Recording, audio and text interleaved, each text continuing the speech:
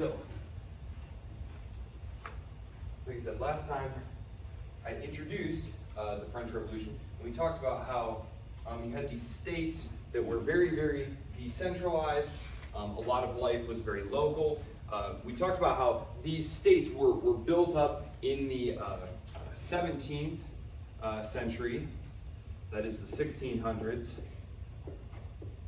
And in France, that meant the nobility centralizing power to itself, kind of trying to diminish the nobility. That being said, it had very little to do with the peasants. The peasants lived locally. They were mostly subsistence farmers. We talked about how there was really no such thing as a year-on-year economic growth. They weren't really building off anything. And the Industrial Revolution is going to change this. Now, there are several things that are going to be going on simultaneously with the Industrial Revolution, which is going to be starting to affect societies as we move into the 19th century, really at an accelerating pace by really the 1820s, 30s, and 40s. So as I said, the Industrial Revolution is hitting different parts of Europe at different times. But by the period of the 1830s, 1840s, we can pretty much talk generally in Western Europe about the impacts of the Industrial Revolution. Now, some of the things that are going to be happening. Urbanization. Urbanization. People are going to be going out of the countryside into these cities looking for jobs. We talked about how part of the industrialization, part of the process of industrialization is building up these large firms and factories where you specialize in labor. They're going to be breaking the power of the guilds. They're going to be removing guild protections. Remember, we talked about those modernizers, those people who wanted to use Enlightenment ideas to modernize their societies. Well, they wanted to get rid of impediments to trade and to innovation. So what did? They got rid of internal taxes and tariffs and barriers. We don't think about free trade in our daily lives. We think of trade as being something that we do with like other countries. No?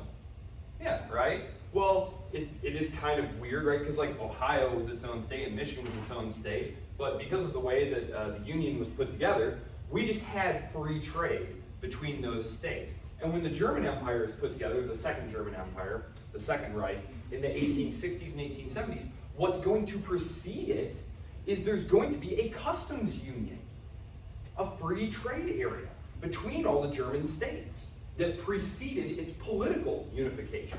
So the idea that, well, you want to really grease the wheels of trade. You don't want to have taxes and regulations holding up trade here. You want to make trade flow as freely as possible, goods and people, because it will increase economic output. Rulers are very interested in this.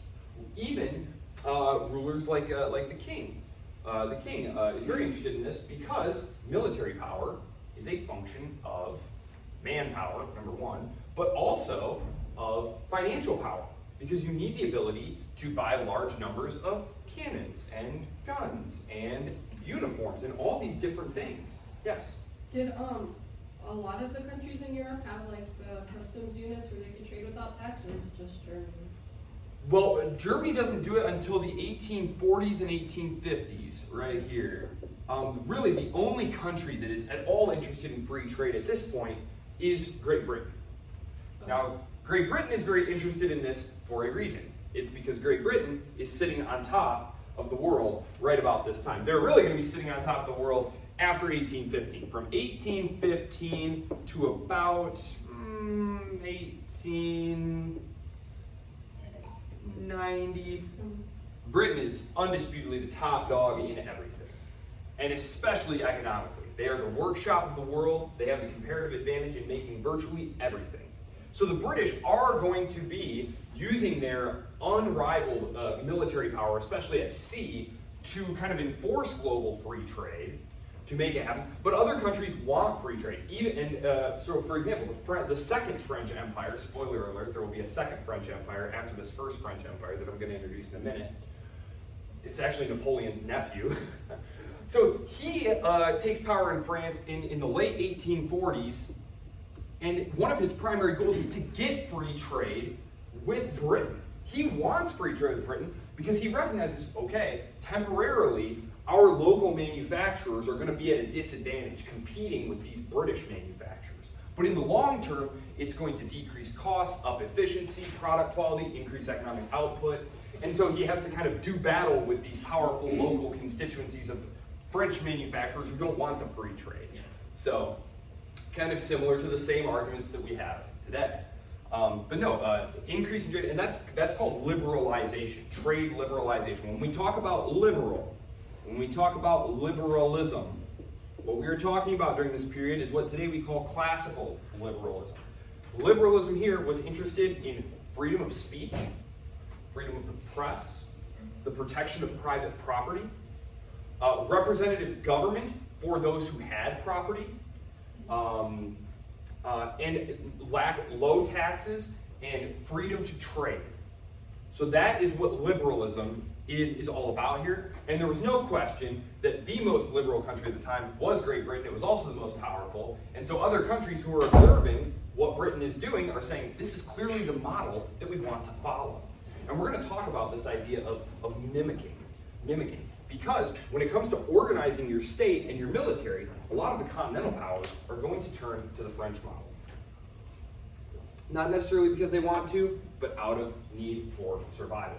So, I talked about the start of the French Revolution, how the Second Estate and the First Estate were conspiring to pretty much continue to oppress the Third Estate, which was growing in power and importance because as commercialization developed as a result of increased trade following the age of exploration and the setting up of these colonies, this middle-class merchant group of entrepreneurs, small business people, and I'm talking about like bankers as well, they were all in this group.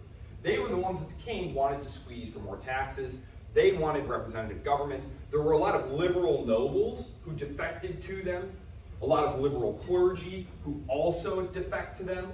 One of the really powerful pamphlets at the time, because that's what you did. We didn't have Facebook at the time, and so like, if you wanted to like spread your thoughts, you'd print off like a bunch of cheap pamphlets and just spread them around. And if they were really popular, they'd get memed and start circulating, so people would copy them, and you know, that's what that is. What is the Third Estate? And it was written by a liberal clergyman.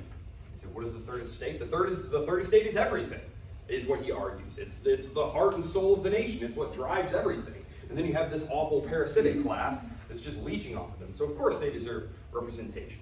So we have our liberal revolution in 1789. They're going to do things like abolish feudal privilege. So a lot of, there's a whole chapter actually in a very famous book called The Age of Revolution, and he talks about merit. Merit. This is going to be one of the driving ethics of liberalism. That it does not matter who you were born to. Rank. The idea of rank or noble blood, this counted for everything in the old feudal order. That determined most of everything. How did you get to be the commander of those troops? Well, my uncle is so-and-so, or, you know, my grandfather is the Duke of such and such. In revolutionary France, in Republican France, the way you get to command the troops is if you are the best at winning the battles, which may sound like an obvious and intelligent way to, we take a consequentialist view of things, but we're very modern people. We tend to take an outcomes-based view of how things should go, but that was not the way things were done in feudal society. For example, there's a very famous, infamous example from the 100 Years' War, which these are the wars with Joan of Arc, where these English knights are like just dying to get into the battle. But their commander is trying to hold them back because he can see that they're at a terrible disadvantage of the French knights. These French knights are just chomping at the bit to get into battle. But the commander can see that there's these English longbowmen just camped out. It's going to be a bloodbath if they go in there. And eventually, they just charge because they don't want to be perceived as having been not in the battle. And people will whisper that they were being cowardly and stuff. And so they charge anyway and all get massacred. So that's ridiculous. But they were, rightly applauded by the ethics of the time for showing great bravery and aplomb and all that stuff. So we're moving out of that. We're moving towards a consequentialist view of things. And this, again, merit. Promotion by merit. Who's going to manage the royal treasury? Whoever's the best at managing money. Who's going to manage the state's finances? Who's going to manage the state's finances? Whoever's best with money. Who's going to command the troops? Whoever's best at commanding troops. And again, to the modern person, this sounds like, well, of course, how else would you run things? Well, it ran on inherited privilege. just think about it. Who was the king of France? Whoever was the first son of the last king of France, and so on and so forth.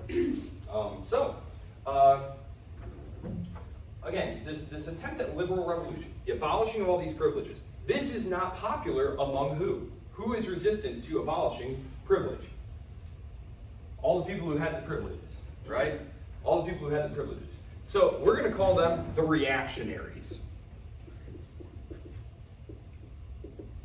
The reactionaries. One of them is King Louis XVI's brother. King Louis XVI is the French king at the time. He's getting his head chopped off. It's one of your quiz questions, Louis XVI. Also, Roman numerals.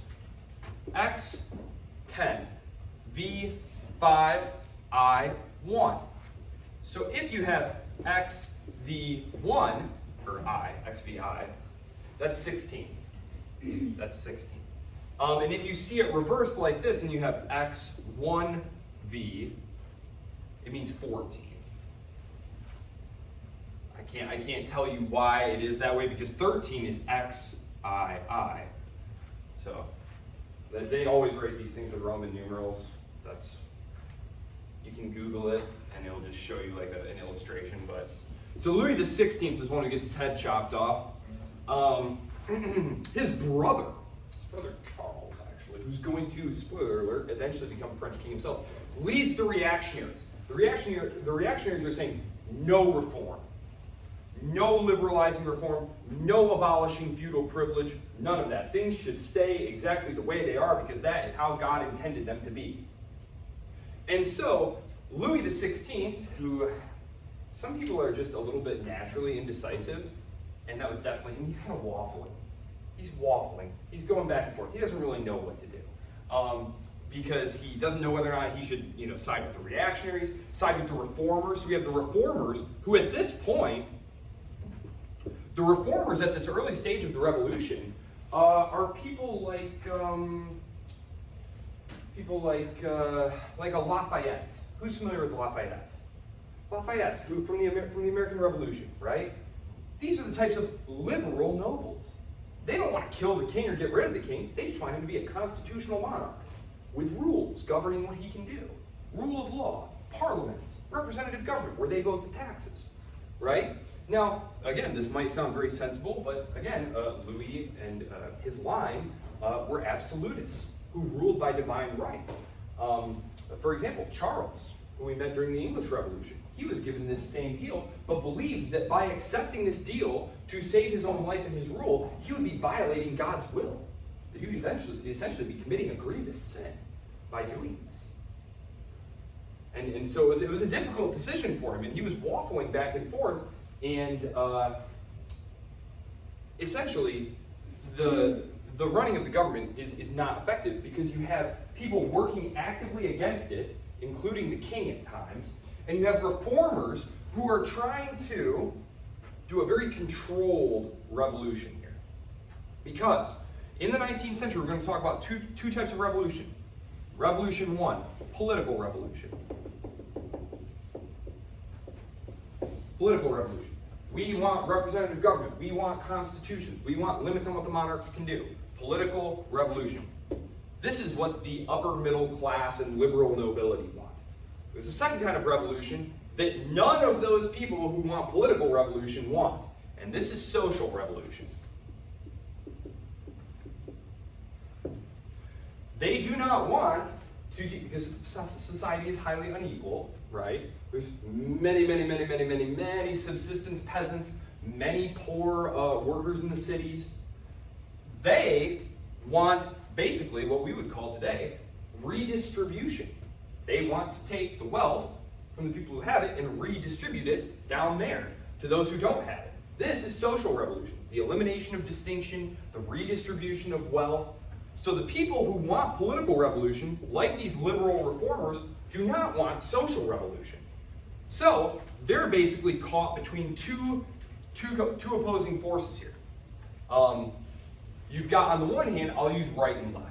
The idea of right and left emerges during the French Revolution, and it has to do with how people sat in the National Assembly.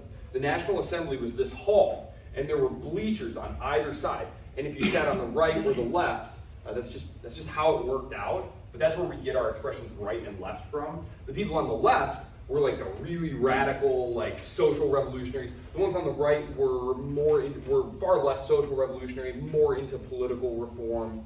So just to really leave it simplified, I'm not going to get into like the Girondins and all that stuff, but so they're sitting on these two sides of the hall. So the liberal reformers here are stuck because on the one side, fighting them, they have the reactionaries who are like, no change ever. On the other side, though, you have those who want social revolution, who are saying, what? You think we're having this revolution just so that you guys can have votes and leave us out in the cold? You just want your property protected and your votes to matter, but leave all the rest of us out? So they're very stuck here, and they eventually lose control of the situation. Radical revolution, because the reactionaries wind up fleeing the country. They wind up fleeing the country and setting up shop around Europe, setting up courts in exile. King Louis tries to flee as well, but he's apprehended when he attempts to flee. He is recognized. Because you'd think they'd like maybe disguise themselves, but now they're like in like the royal coach and stuff. He wasn't a terribly smart guy. Some of the books are really rude about him being like an idiot. I don't think he was an idiot, really. He was certainly not suited for the moment. And the social revolutionaries take control because they have the masses with them. And political violence is going to be introduced. Now it's not going to be this well-ordered, let's all take a seat and make sure we have a quorum. Violence. Using street violence, bands of armed workers, basically, in the cities to start moving forward your political agenda. The most successful of these ultimately will be the Jacobins. Robespierre is probably the most famous, although there were others, of course, like Saint-Just.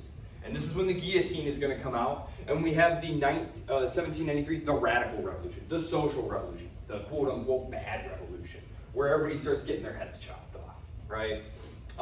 So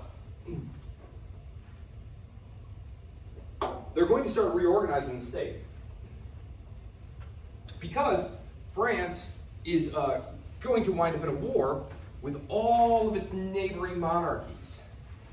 Now, to make this very simple, because of course the politics of why they went to war are rather complicated, I'm going to simplify it a little bit here. They wanted to put Louis back on the throne.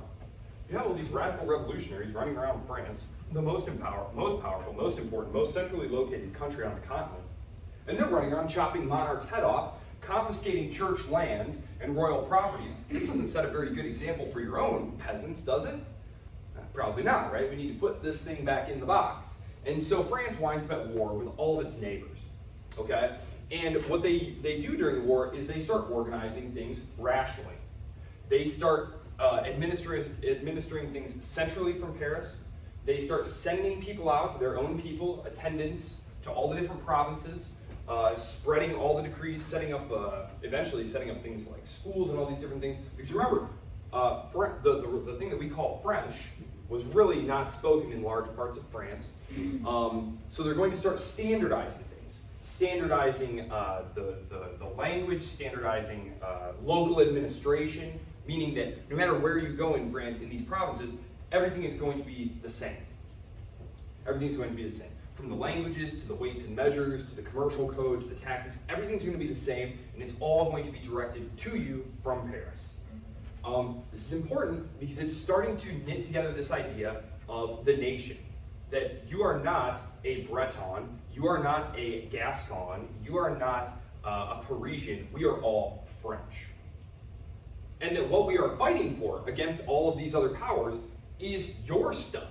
This is no longer like France is no longer the personal kingdom of a French king, of whom you are a subject. You are a citizen of France. This is your land. This is your country. This is your place. And so, having whipped up some nice revolutionary nationalism, this is the first time that we see this on the scene. Really, revolutionary nationalism.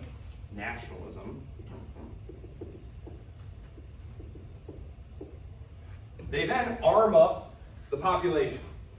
Now, I don't know if I mentioned this, but prior to this, you would never arm your population, right? Why wouldn't you want to arm your population? Why don't you want your population to have weapons? Because they're probably going to revolt and use them against you, right? Of course, of course. And if you get into the history, especially the social history, you're going to find that peasant revolts were almost continued. There was always a peasant revolt going on somewhere, right? Always, somewhere. So they're going to arm the nation. They're going to arm the nation and form, it's called the levée en masse. It's a huge draft. They just draft hundreds of thousands of guys into the military. And then they send them out to go battle these really tiny, professional, cute 18th century armies, right? Where there was a lot of like positional warfare, right? You hired professional troops for your war, and because troops are expensive, you don't want to keep a large army hanging around, number one. It's far too expensive to keep hanging around. It's one of the reasons the French state had been in such trouble, because they had a pretty decent sized standing army of professionals. They were staffed by officers who were nobility, but a lot of warfare was very positional, right? It was like, oh, well, I guess you've outpositioned us, we'll put up the flag of truce, and then the officers would go into custody, you're now a prisoner of war, and they just disband the foot soldiers, send them back. No, now all of a sudden, these small professional armies are going to be faced with human wave attacks of 100,000 Frenchmen, who, while they are not terribly well trained, in the words of Napoleon, quantity has quality all of its own, right? These are not the highest quality troops you've ever seen in your life, but they have like a 10-to-1 advantage. And they are fired with this revolutionary nationalism, that what they are fighting for is their own. And numerous writers of the period, like Clausewitz, who writes the famous On War, he's a Prussian who fights in the Napoleonic Wars, fights the French for the most part. He talks about how these guys are just crazy. It's hard to, he says, it's easy to point on a map to well, there was this advantage, or, this gun worked a little better than that gun. He said, it's hard to quantify something like, how bad do your guys want to fight? What's their spirit like? And he said, when you encountered a French army, it was clear that they were just ferocious. They were unstoppable. They were just wild guys. They'd be marching straight into gunfire and not care at all. They weren't ducking for cover. They were just overwhelming these bulwarks, running right over the bodies of their fallen comrades like it didn't matter to them at all. So they're winning these wars. They are winning these wars, the Revolutionary Wars. The political situation, meanwhile, though, in Paris is very drastic. Now, see, the wars are going to carry on all through this period. This is 20 years, basically, of straight war. There's going to be 1 year of peace. There's 1 year of peace, I believe it's 1804. Yeah, I think it's 1804 is when there's one brief moment of peace. Otherwise, it's just straight war. 20 years of carnage. In Paris, what's going on here? Well, we have the radical revolutionaries in charge. After about 6 months in power, though, where they're chopping everyone's heads off, they've made a lot of enemies, right? Who fear that they might be next. So what do? They conspire against them. If someone is plotting against you, what should you probably do? Start a faster moving plot against them, right? And so that's exactly what happens. Some guys find out that oh my gosh, tomorrow in the National Assembly, when we all show up to work in Congress, they're going to basically read a bill of attainder and be like, you, and you're under arrest and we're going to chop your heads off. So they decide, well, before tomorrow morning, why don't we just break into their house and grab them all and say you're under arrest? And so that's what they do. And so Robespierre and Saint-Just and everything have their dinner interrupted with guys barge in with guns and just start blasting. And so that's what happens. So this is the first reaction. And if you want to think of it being, so these are all revolutionaries, right? All the nobility is gone, all the liberals are really gone. So it's different strains of revolutionary faction who are fighting against each other. But let's say this is power, and the left, which was like the Jacobins, people like Robespierre, and then there's the right. Okay, so they're fighting over power. So the left had power, and in 94, the right coups them out, okay?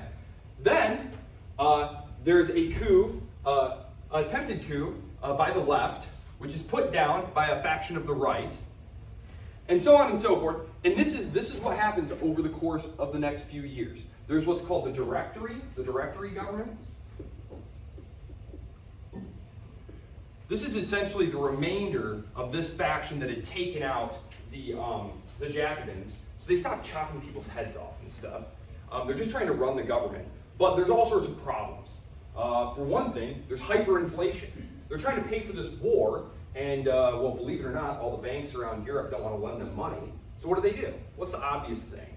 What do? You're running out of money, you print more. That sounds fine, right? No problem with that. Except what happens? What happens when you print more money? Everything is more expensive. Everything's more expensive. Because you just made more money without making more goods. We talked about this last time. Inflation, monetary inflation. The currency basically becomes worthless.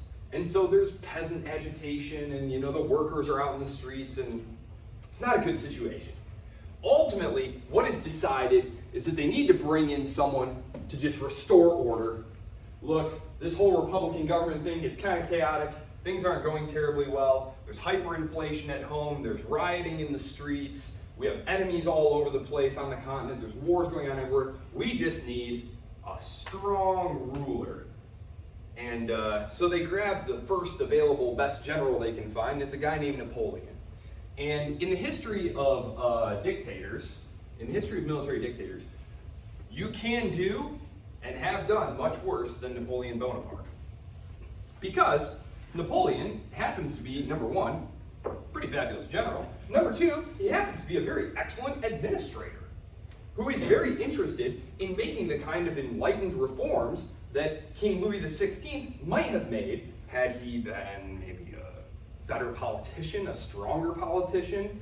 Remember, he had been trying to make liberal reforms, but had been encountering resistance from the entrenched interests. Well, those entrenched interests are gone now. The nobility have fled. The church lands have been confiscated. Everyone who might oppose these types of reforms has been eliminated, especially the sort of like the social revolutionary types. Napoleon has them blasted, basically. They come out in the streets, and I believe he describes it as a whiff of grape shot. Imagine a cannon stuffed with BBs. You ever seen like bird shot? Maybe hunt. You guys familiar with bird shot? Okay, right? So it's like a pellet, right? It's a pellet that's loaded with other pellets. It's a cartridge that just flings tons of pellets at you. So yeah, that's Napoleon was, his crowd control methods would have been very controversial today, right? He just loads up some cannons with shot and just sprays it at them. Not the nicest thing in the world to do, but it restores order. And they're very pleased by this. Napoleon makes himself consul, harkening back to the idea of the Roman consul of the republic. This is a republic after all. Don't be confused by what appears to be this military dictatorship here. This is a nice solid republic. He goes around rampaging, crushing all enemies before him, and eventually just has himself proclaimed emperor. 1804, French Empire. He's making tons of reforms though. He's doing all the things that all the enlightened reformers would have wanted to do. He's standardizing taxation. He introduces what's called the Code Napoleon, which is still the basis for law in Europe today. Code law. So there's common law. There are two types of law in the Western world. There's common law, which comes from the British.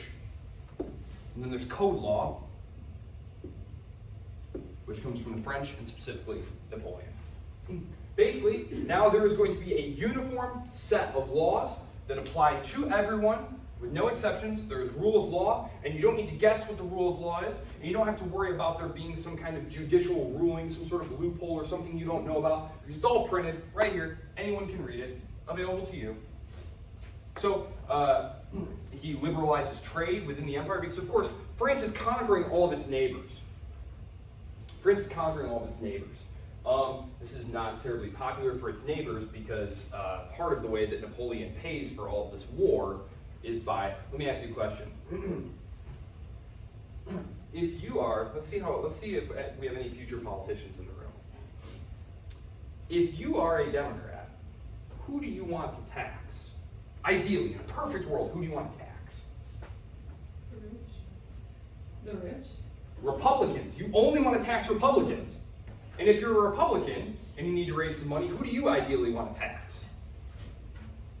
Only Democrats, right? You don't want to tax your own voters. That could make them upset, right? Of course. And so Napoleon has the same idea here. He's like, golly, this continent-spanning army that I've got going is great, and it's basically the only reason I have power. But if I try and tax my people to pay for this army, oh boy, I'm not going to be in charge for very long. So he just starts sucking wealth out of all these conquered territories. You ever wondered why the Louvre has tons of art that isn't French in it? Right? They like go rampaging into Italy and just start sucking all the goodies out of Italy and all over the place. It's still a bit of a sore point there between governments because, you know, the French government's like, yeah, I don't know, it's too hard to get this stuff back to you guys. Like, how would we even, I don't know. And the Italian government's like, well, you could just, you know, like put it in boxes and just like bring it to us. And the French government's like, I don't know, that sounds impossible. So, there you go. So if you go to the Louvre, you can see all the phenomenal Renaissance art that Napoleon, who was a real connoisseur of the arts, he loved art, went and, you know, vacuumed up out of Europe. So there you go. France not making any friends during this process. Coalitions form against it. If any of you want to study international relations, so there's comparative politics. Comparative politics looks at politics within states, okay, within states. International relations looks at relations between states. And one of the things you'll find is that there is a tendency for powers to balance. So if there is one very large, powerful power, other powers will try to form a coalition to together balance against it to prevent themselves being swallowed up. And this is exactly what happens. Now, Napoleon is a very exceptional general, and so it takes a lot of coalitions to defeat him. In fact, do I have it up here?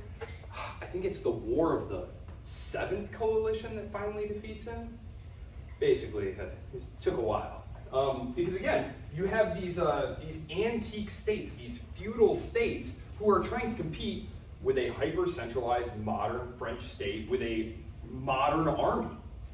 So it takes a while for these other states to start making the internal reforms that they need to make to essentially copy French success. Because they're getting steamrolled. And they're basically being slowly dominated by the French over this period. And so they start saying, okay, well, what did the French do to get more powerful? Okay, they created a professional bureaucracy that was staffed not by whoever's cousin it was his turn. No, you staff it by people who are competent. Who should be in charge of logistics for the army? The person who's best at logistics, right? Which again, sounds obvious, but like the French are kicking your butts all over the continent. You need to start making some changes if you want to stay in power. Otherwise, like the Spanish kings, which I will talk just a tiny bit about that. I mentioned the abdications at Bayonne.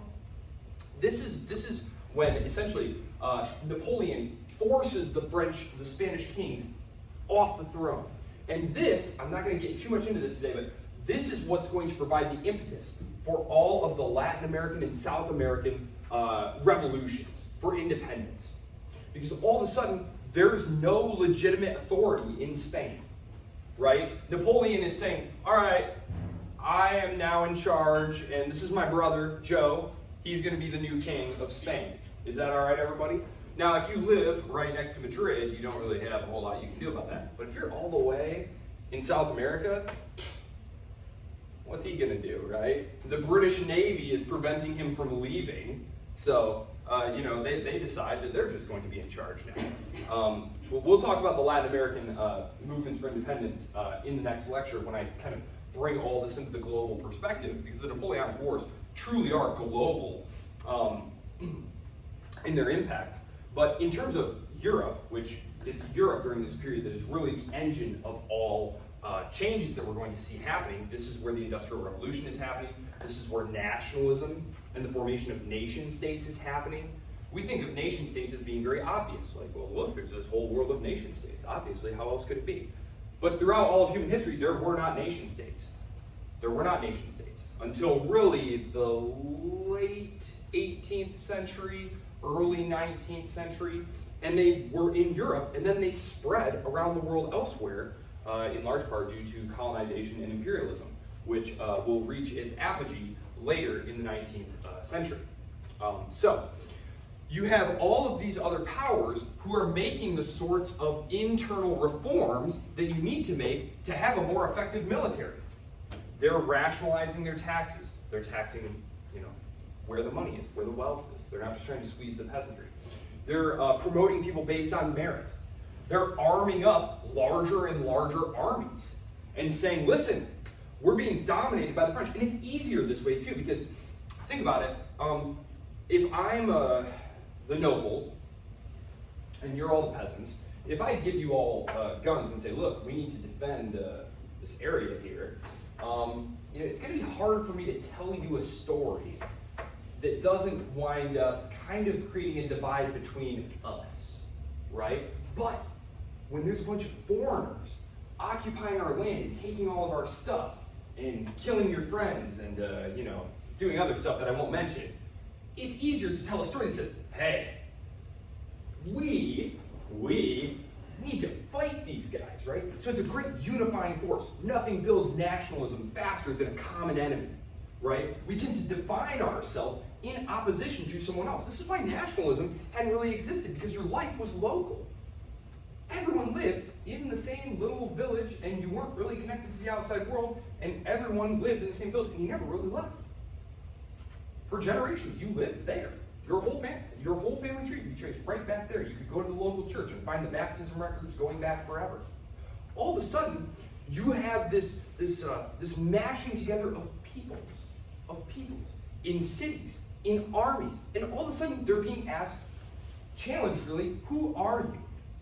It's not something you ever had to explain before, because you lived in this one little village with several hundred people, and your families went back generations. You never had to really define who you were. Well, it's obvious who we are. Now all of a sudden they're having to invent new identity markers, and the idea of the nation, that you are part of this body of people who share a common language and culture and identity, has been very, very powerful. I would argue actually that it has probably been the most powerful social innovation of the last several hundred years. Even the rival ideology of communism. Are you guys familiar with communism? Well, communism, this idea that the workers of the world have no country and that all the working class need to band together. What ultimately defeats communism is nationalism, really. In the beginning of the Cold War in the 1940s and 1950s, when the U.S. State Department is worried about global communism, well, you have Russian communists and Chinese communists who don't like each other. You have Yugoslav communists who don't like the Russian communists. And when the Soviet Union breaks apart, it breaks apart along national lines. And you have, the Chinese and the Vietnamese communists fighting each other. Why are these communists fighting each other? Because they have different nationalities, different national interests. And nationalism has proven very, very durable, very powerful. So, and this is when it comes from. So this is the period where we have the professional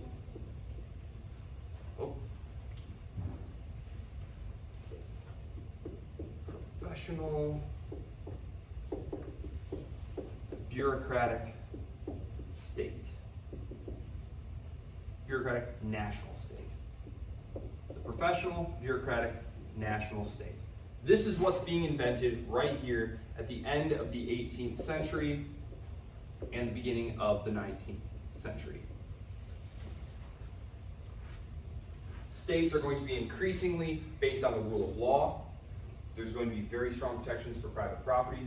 There's going to be an attempt to increase trade and economic activity because it's being seen that this is a source of military power.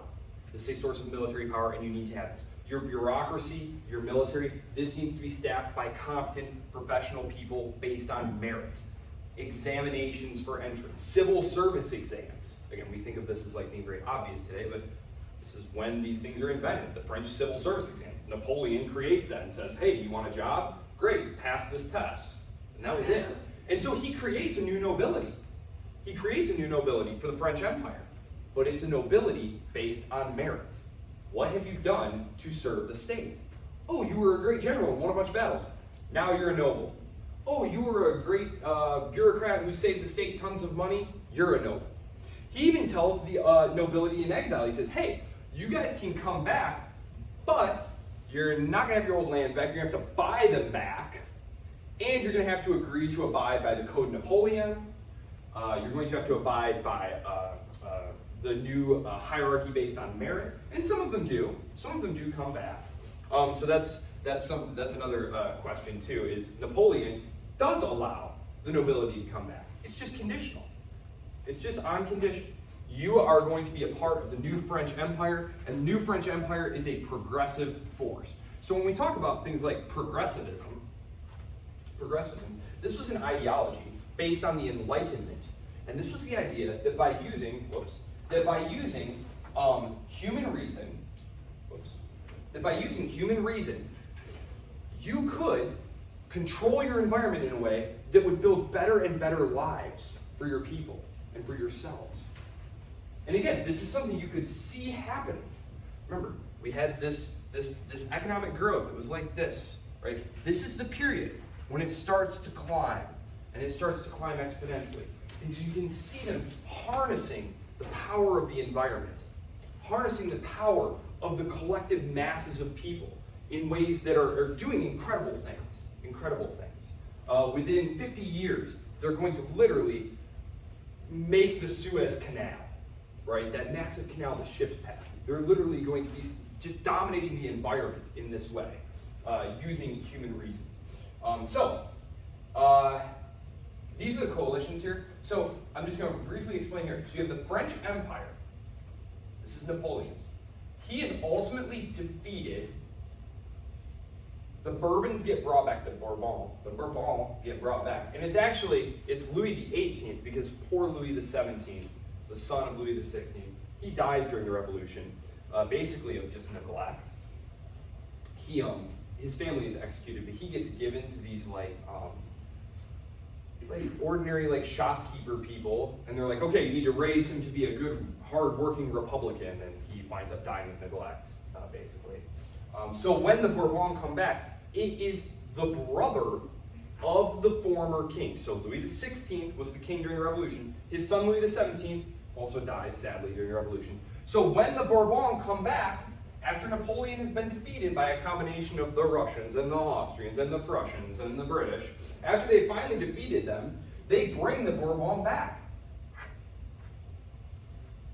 This is kind of curious, maybe, for those of you who have been raised on World War I and World War II stories where it's like, no, total victory, crush your enemy and destroy their state. No, they literally brought the French kings back and brought the French state back together.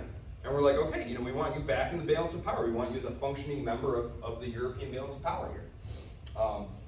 However, when they first come back, all the reactionaries come back with them, and they're like, yes, forget your revolution. We're getting things back the way they were. And of course, this is not popular. Think about it. There's been 20 years of revolution. They're used to things being progressive, modern, enlightened. They're not willing to do this. And so there's lots of discontent in this first 6 months of Bourbon rule. And there's also the perception that the Bourbons are being imposed on them, right? Here come the victorious armies, and oh, look what we brought with you, a king you don't want. Now he's in charge, you better listen to him. Napoleon hears about this. Napoleon has been exiled to this little island off the coast of Italy called Elba. It's really cool, you can just walk around, it's a small little island.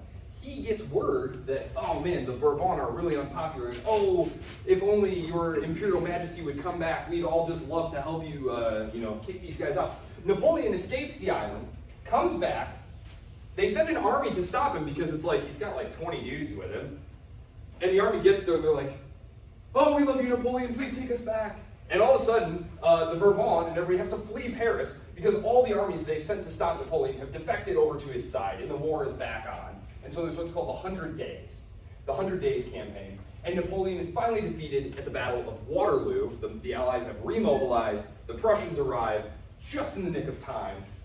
Had they been, a few hours late, history might have been quite different. But the Prussians arrive just in time, and he's defeated. They exile him this time to this island. The British throw him on a ship this time, and they're like, take him as far away as you possibly can. So that they take him to this little tiny island called St. Helena. It's way down in the South Atlantic Ocean, where he winds up dying, I think 10 years later. He tries to kill himself, tries to swallow some arsenic that he had been carrying around, but it was old arsenic. I guess he just didn't have good arsenic with him, so instead it just gave him a stroke and kept him alive. Yeah, not awesome. So he had some health issues for the short remainder of his life. That didn't work. So the Second Bourbon Restoration happens. So you have the French kings back. The French kings are back. But this time, Louis XVIII tells all the reactionaries who are with him, including his brother Charles, lead of the reactionary faction, and future King Charles, guys, you've got to chill out. We've just got to accept that there's going to be liberal government. That hereditary birth is not going to be the defining characteristic of the new French kingdom. We have to make room for the bourgeois, that upper middle class and the liberal nobility and the commercial class and the bankers. We have to make room for them in the governance of the country. We have to allow freedom of the press. We have to allow freedom of assembly. We have to make some compromises, or we're never going to be able to rule peaceably. So a very wise policy, a very wise and moderate policy. Unfortunately, he dies childless, and his brother, the arch-reactionary Charles, gets to be king and promptly decides, I'm not going to be like my silly soft brother. I'm going to rule like I'm the divinely ordained king, and he gets overthrown in 1830. And when the new monarchy comes in 1830, very interesting little change here. They bring in the Duc d'Orléans, who comes from the other branch of the Bourbon family. They all come from Valois. But when he takes the crown, he is given the crown by the Representative Assembly, and he is not the King of France. He takes the name King of the French. That France is no longer the personal property of the king. The king is the representative of the nation of the French people.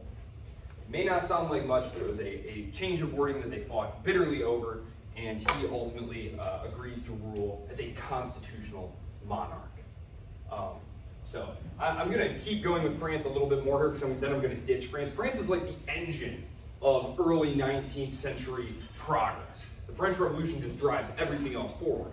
It's the revolution in France that causes all the other states around Europe to start adopting these various reforms. And if you don't adopt them, you're going to wind up being a backwards nation that can't compete. And we're going to see that with Russia. Russia is sort of the power that stops Napoleon. What's the first lesson of military history? Don't invade Russia, right? The Swedes tried it, the French tried it, the French tried it, the Germans tried it multiple times. It never works out good. General Winter comes in and stops you in your tracks. Napoleon tries to invade Russia, right? He has his reasons for this. I'm not going to get into them. But anyway, it doesn't work out well. It destroys I think he loses like a couple 100,000 guys, mostly due to just freezing and starving to death. This is kind of like the beginning of the end there, when he tries to invade Russia. But the Russians have this massive, powerful army. They're really the ones who are pushing the French back. Other states help, of course. The British are very invaluable in their help with, with the fleet blockading the French, and the money. They're financing these military operations by the Allies. The British have never had a large land power. But the Russians, unlike all their neighbors, do not adopt liberal reforms. There's an attempt at introducing liberal reforms in 1825 called the Decembrist plot, the Decembrist revolt, which is crushed, and liberalism does not raise its head in Russia until really, like the 1890s. And even then, it's not really ground up participatory liberalism. It's more just top-down, rapid attempt at modernization, because we're clearly falling so far behind the other powers.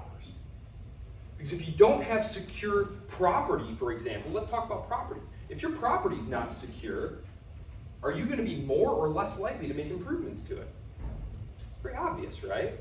If you can't be secure in your property, in your business, know that you have a say in how much tax is going to be applied to your business, you're just not going to be as likely to pour money into it when it could just be confiscated from you.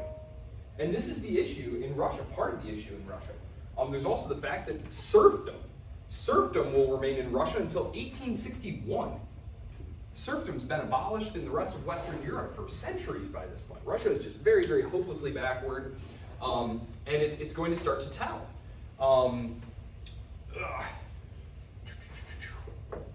For example, the Japanese, who don't start modernizing and industrializing until the 1860s, in 1905, they're going to smash the Russians in a war, crush them, humiliate them, brutally destroy 2 Russian fleets without losing a ship. So if you are not able to harness the powers of modernization, you are going to be left behind. And that's exactly what happens to the Russians. But we'll get to the Russians. They have their own revolution. So, timeline here. The coalitions, these are the coalitions. The only power that refused to make peace with Napoleon was the British. Where's that 1 year of peace? Did we have a year of peace? 1801. Okay, so we did. We had 1 year of peace there. We had 1 year of peace. This was when Napoleon had come to power, and the British were kind of like, maybe we can deal with this guy. And then they were like, nah. Because for the British, here was the British concern. British power was predicated on dominating the seas, right? They needed open access to India and all their colonies because Britain's an island, right? It needs to import all the things that it needs. If a power could dominate the continent, control the whole continent, then they would have the security and resources they needed to build a fleet that could then go battle and rival the British for control of the world's resources. And so British policy was always to make sure, and this goes back centuries, it was always to make sure that there was not one dominant power on the continent. It's the reason the Brits wind up getting involved in World War I, is they fear that Germany is going to overrun France. So before it was they were worried about the French. Fast forward several centuries, now they're worried about the Germans dominating the continent. They wanted all the powers to be kind of in balance. So no one's too powerful, can't devote their resources to challenging British naval supremacy, because they need to be worried about having these large land forces to battle each other on the continent. So that's why the British aren't willing to make peace with Napoleon. You can see everyone's adopting these tricolor flags. The French Republican government is adopting the tricolor, and this proliferates around Europe. These are the flags of all the different participants, from the Austrians to the Prussians to the Russians to the Italian kingdom. Remember, the Italian states are not unified. There's just a bunch of different independent kingdoms. Spain, it's the seventh, so the sixth coalition is the one that defeats him the first time, and then the seventh coalition is the one that defeats him the final time. This is the greatest extent of the empire here.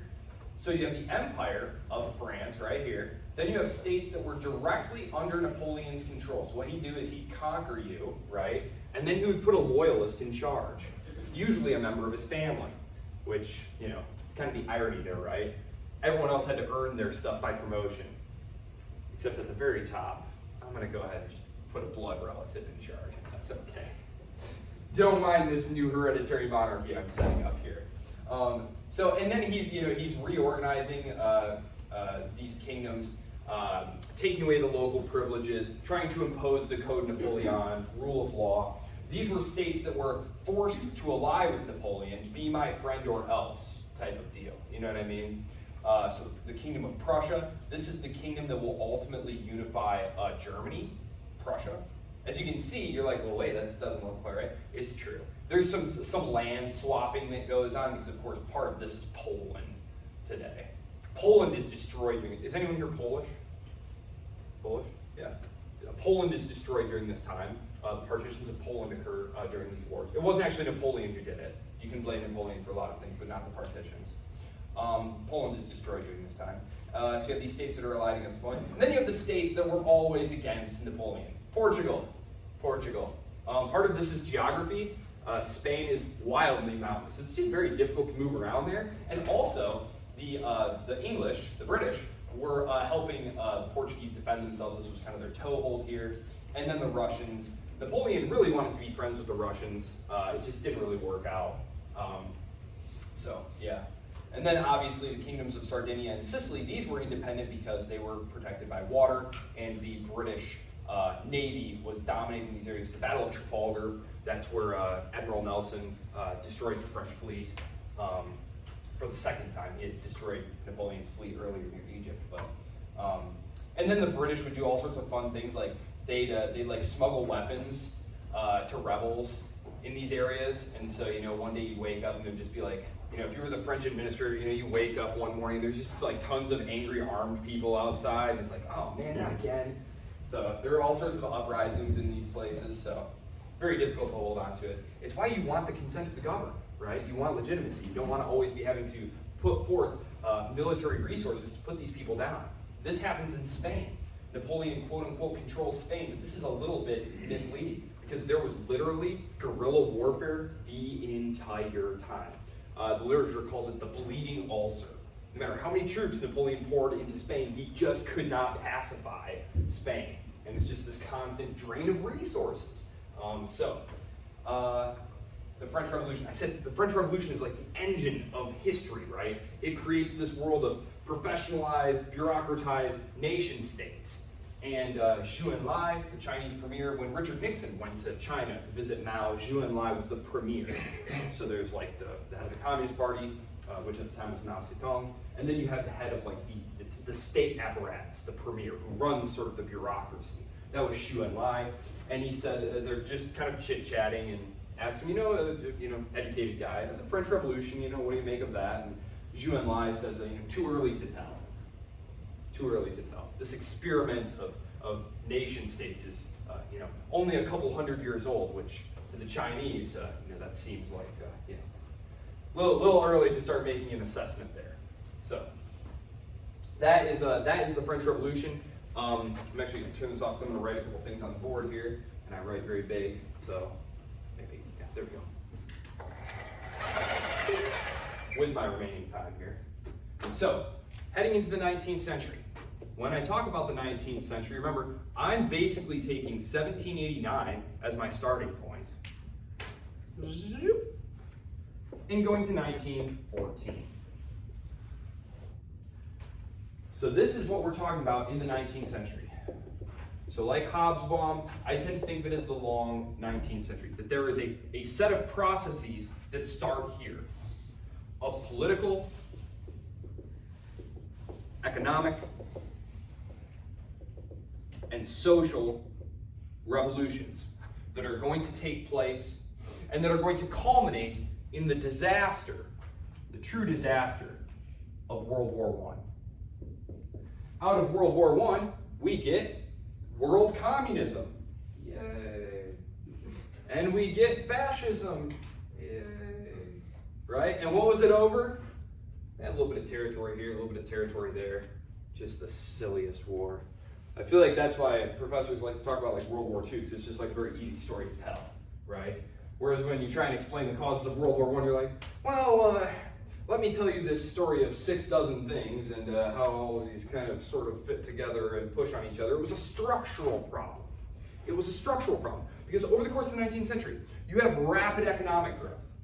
Think about it. At the start of the century, we go from letters handed to you, you get on your horse and you go ride to go take it somewhere, to literally almost instant communication by telegraph and by phone, right?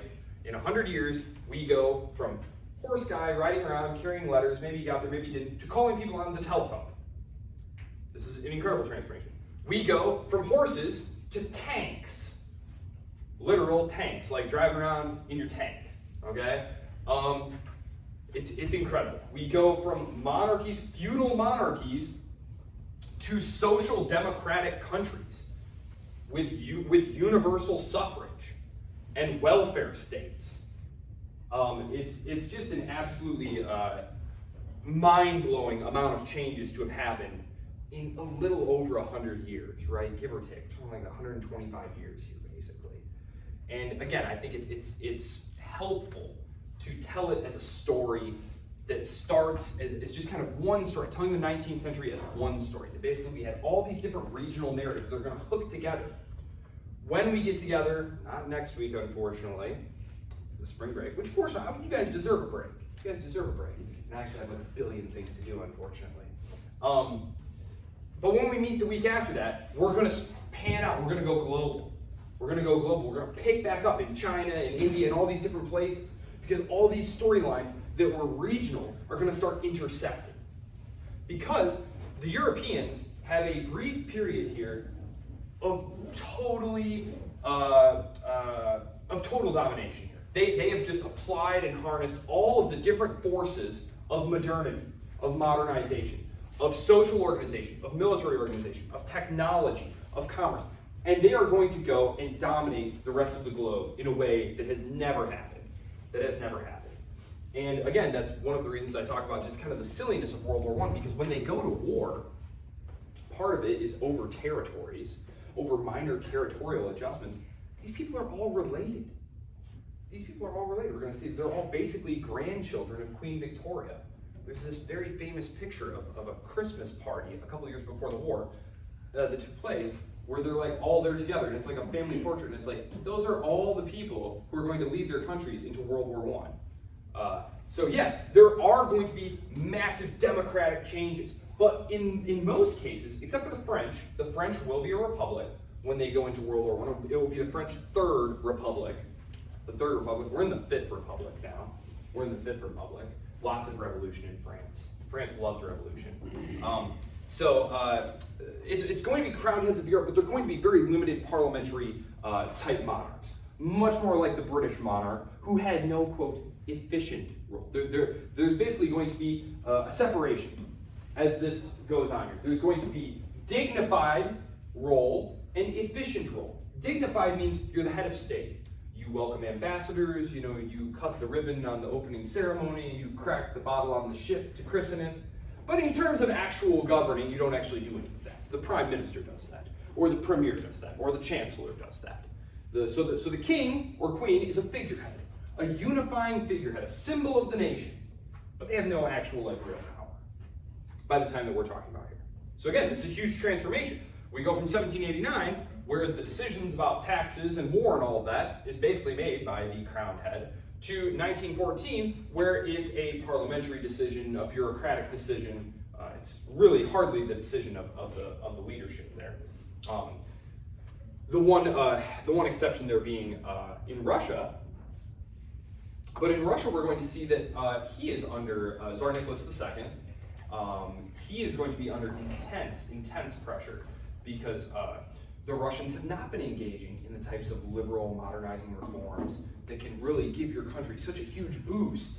And that's one of the reasons he's going to lose control of his country and the communists are going to take over, the Bolsheviks, is because he just wouldn't share power with all these very smart, liberal, modernizing nationalists who really were like, Tsar, please let us help you. You're so bad at running this war and this government. Please just let us help you.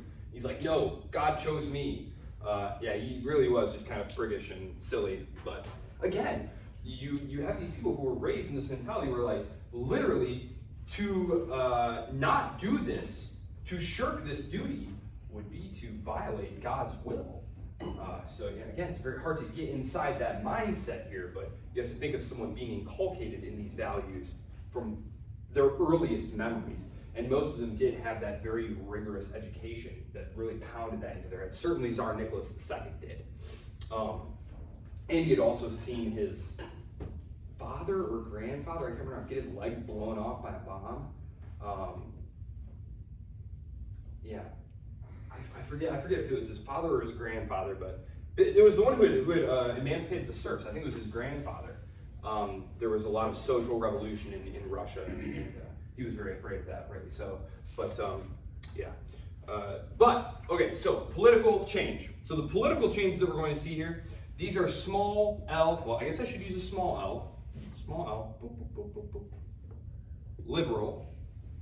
Liberal changes. But we're going to see that continual battle. We're going to see that continual battle, especially in the French case. I love the French case because when they have their revolution in 1830, you see the same tension going on here. You have the liberal reformers who want political rights, who want protections of speech and all these different things, and they're trying to fight off the reactionaries who don't want any change, but they're also trying to hold at bay the social revolutionaries who want, like, democracy and redistribution and things like that. And so they're batting down the conservatives, the reactionaries. The conservatives want to keep things the way they are, and then they're saying, hey, you better help us smash down the radicals here, otherwise, your property's going to get confiscated. We're not that bad compared to them. And then they'll turn around and, clobber them. And so you have, like, has anyone seen Les Mis? Les Mis? No? Oh, man. Okay, you should do that over your break. Watch Les Mis. Well, anyway, there's a famous scene. Well, you could read the book, but that might take you longer than your breaks. The book's about this thick. But the movie is like 2 hours long. Basically, the author had witnessed these revolutions, and he has a very sympathetic portrayal of these sort of radical fighters for social revolution getting gunned down by the villains. But the villains in the history are the ones who were the liberal, modernizing reformers, basically. They had pushed out the reactionaries, but then they needed to regain control of the situation against the social revolutionaries. And so you're going to have that back and forth tension happening. And when that situation spills out of control, you generally have El Presidente, like a dictator, come in. That's where Napoleon's nephew comes in to restore order when this stuff happens. So there's going to be attempts at liberalizing reforms, constitutions, limits on government, rules, protections, representative bodies, representative government. So constitution, protections of property, of speech, religious toleration, representative bodies. Again, this is not democracy, this is not one person, one vote. Eventually, France will get it in 1848. Britain won't have it till, oh gosh, when does Britain get it? 1860 something? Oh, and also, obviously, I am talking about like universal male suffrage. Women get the vote at various points later. Yes, so representative bodies where you don't need, the important thing is property qualifications. No longer is there a property bar that you have to jump over or a tax bar that you have to jump over, which basically meant that it was government by the landed, wealthy people and everyone else just had to deal with it. So it was a radical transformation because there was still this idea that, well, the people who pay for the government are the ones who should run the government, and that anyone who doesn't pay into it has no stake in the government. And this was something that's being challenged here by the forces of democracy. Representative government, liberalism, yes. Economic, industrialization.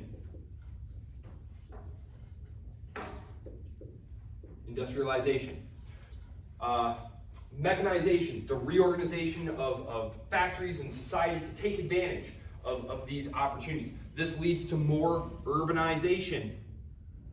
People are moving off the farms. Think about it. We're creating fertilizers so that you can grow more food. If you can grow more food, you need fewer people on the farms, right? For most human history, 99.99% of us were all farmers, right? Now, we're going to see the world's gross number of farmers start declining, right? And by I think it's the 1920s, in places like the United States, you have like less than half the population by that point actually being a farmer anymore. Because you also have things like mechanization. All of a sudden, one guy or gal can jump on a tractor and do the work of 100 men in a day. And so you have more labor free to go build stuff and diversify your economy. So we start building up all these really diverse. So industrialization is leading to urbanization and the diversification of the economy. Because if you have more people available to do more things, well, then they can try and do new jobs, new activities.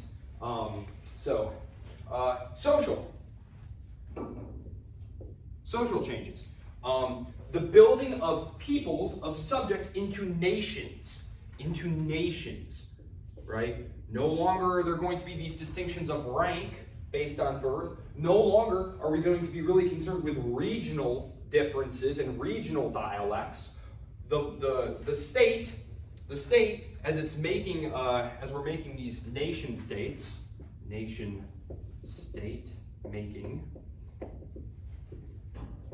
the government is going to be setting up public schools. The reason they set up public schools was twofold. One, to teach you to be a good Frenchman.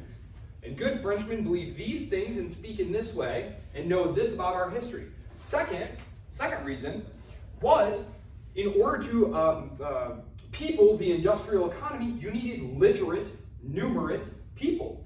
At the time of the French Revolution, even in a place like France, like most people were still very illiterate.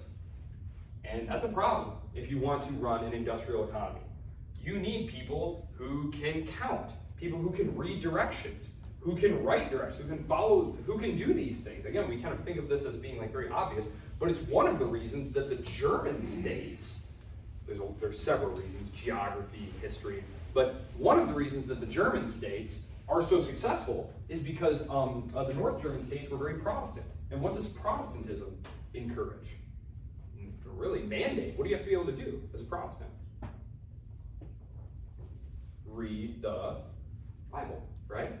This was not emphasized in Catholic countries. And so you see this wide divergence in literacy rates. You could almost predict, like, which country's going to have higher literacy rate? Well, just tell me what their predominant religion was. Was it Catholic? Nah. Were they Protestant? Yes, because they had to be able to read. And this is a huge boost to commerce. So it's one of the 100 reasons that the Protestant Reformation was important to the development of capitalism. In fact, there's a whole book about Protestantism and capitalism by Max Weber that you can read. It's very famous. It's The Protestant Ethic and the Spirit of Capitalism, I believe it's called. It's like from 100 and something years ago. But, he basically ties the emergence of capitalism to Protestantism. And, it's a compelling thesis. They're making these nation states, they're standardizing education, they're building common histories, myth-making. And I don't mean myth-making in the sense that, like, I don't want it to have like a pejorative sound to it. But it's basically, you're bringing together a collection of stories about who you all are, things you all share, shared experiences to build the nation behind, right? You're trying to eliminate all these local differences, all of these things about you, with a new identity, a national identity. And so you want to have stories that you all share, you want to have language that you all share, and you want them to feel like they have a stake in the government. One of the things that's also going to be really critical to this is a practice called social imperialism.